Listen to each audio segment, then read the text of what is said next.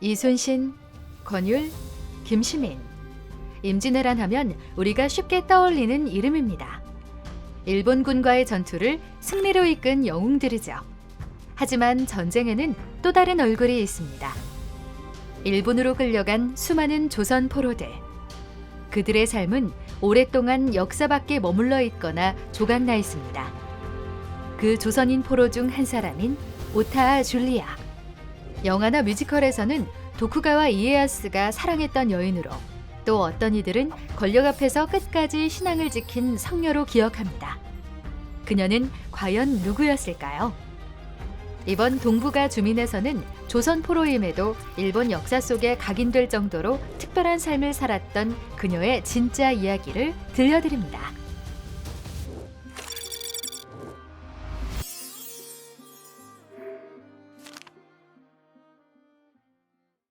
오타 줄리아. 이름도 가족도 조선에서의 삶도 오랫동안 베일에 가려져 있었습니다. 신부들의 기록에서만 조금씩 전해져 왔었을 뿐이죠.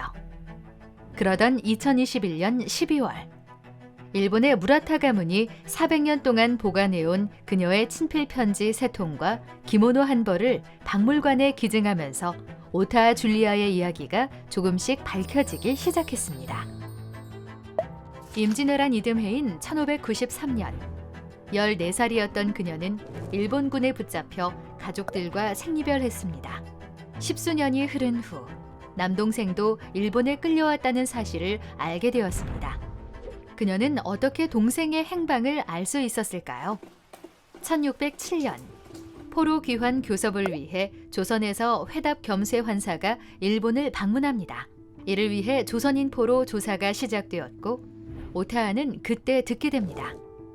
야마구치에 있는 모리 가문의 한 가신집에 자신의 동생과 닮은 조선인이 있다는 소식을요. 그녀는 곧바로 첫 번째 편지를 써내려갑니다. 수신인은 히라가 세우지로의 집에 있는 고려 사람. 한자와 일본 문자 가나가 섞인 그 편지에는 가족의 내력과 일본으로 끌려오게 된 사연, 그리고 그가 자신의 남동생임을 확인할 결정적 단서까지 담겨 있었습니다. 손에는 파란색 반점, 발에는 주황색 반점이 있습니다.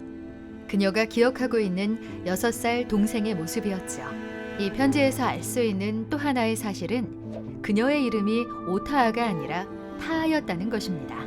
남동생을 찾기 위해 보낸 그녀의 첫 번째 편지에 답장은 돌아오지 않았습니다.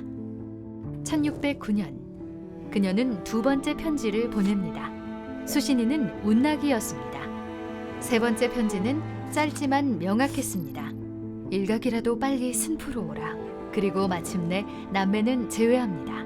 동생은 어릴 적 모습을 찾아보기 어려운 건장한 청년이 되어 있었지만 손과 발의 반점이 동생임을 증명했습니다. 도쿠가와 이에야스는 운나기가 오타와의 동생이라는 이유로 자신이 입던 옷과 칼, 말을 하사했습니다. 그리고 무라타라는 성과 200석의 복록을 받는 무사 신분을 내려주었죠. 엄청난 특혜였습니다. 포로 출신 남매의 재회가 어떻게 동생의 무사 임명으로까지 이어졌을까요? 그 답은 오타 줄리아가 쌓아온 지위에 있습니다. 그녀는 임진왜란 당시 일본군 선봉장이었던 고니시 유키나가의 영지로 끌려가게 되었고, 그곳에서 천주교 신자가 됩니다. 1596년에는 세례도 받았죠. 하지만 1600년 세키가하라 전투로 고니시가 처형당하자 도쿠가와 이에야스의 시녀가 되었습니다. 그녀는 도쿠가와 이에야스의 총애를 받았습니다. 1607년 아들에게 쇼군직을 물려주고 승프로 옮겼을 때에도 함께할 정도였죠. 그녀는 왜 도쿠가와 이에야스의 신임을 받았을까요? 당시 선교사들의 기록을 보면 그녀에 대한 평가가 남다릅니다. 깊은 신앙심은 물론 기품과 예의, 성실함과 약자에 대한 배려까지 갖춘 존경받는 인물이었다고 합니다. 이러한 신뢰가 그녀에게 조선 사절단과 포로 정보에 접근할 수 있는 길을 열어주었고 16년 만의 재회를 가능하게 했습니다. 동생이 무사 신분을 얻을 수 있었던 배경이기도 했죠. 하지만 그녀 앞에 다시 한번 시련이 찾아왔습니다. 1612년 도쿠가와 막부가 가톨릭 금교령을 내립니다.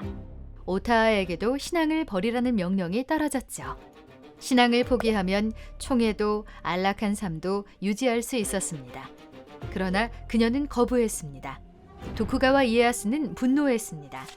자신의 신뢰를 배신했다고 여긴 거죠. 오타하 줄리아에게 내려진 처분은 유배였습니다. 처음 오시마로 보내진 그녀는 끝까지 신앙을 포기하지 않았기 때문에 한 달 후에는 니지마로, 그리고 태평양의 고도 고즈시마로 추방됩니다. 하지만 그녀는 끝까지 신앙을 버리지 않았습니다. 포로로 끌려와 타인의 시녀로 살아야 했던 그녀에게 신앙은 어쩌면 스스로 선택할 수 있는 마지막 자유였을지 모릅니다. 오타하 줄리아. 그녀는 임진왜란의 수많은 피해자 중 한 명이었지만 결코 피해자로만 남지 않았습니다. 영웅들의 승전보 뒤에는 가혹한 숙명 앞에서도 자신의 삶을 포기하지 않았던 수많은 오타하들이 있었습니다. 400년을 건너 도착한 세 통의 편지. 그 안에 담긴 한 사람의 이야기. 이것을 기억할 때 우리가 아는 임진왜란의 역사는 조금 더 넓어지고 깊어질 수 있습니다.